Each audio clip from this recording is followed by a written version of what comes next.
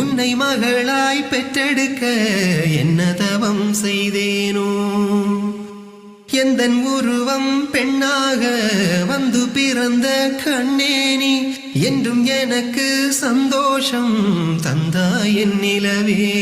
கொஞ்சம் மழலை பேச்சில் அப்பா என்று அழைத்தாய்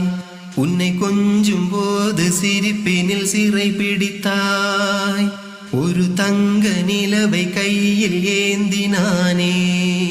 வெள்ளி நிலவை காட்டி சோறு ஊட்டுவேனே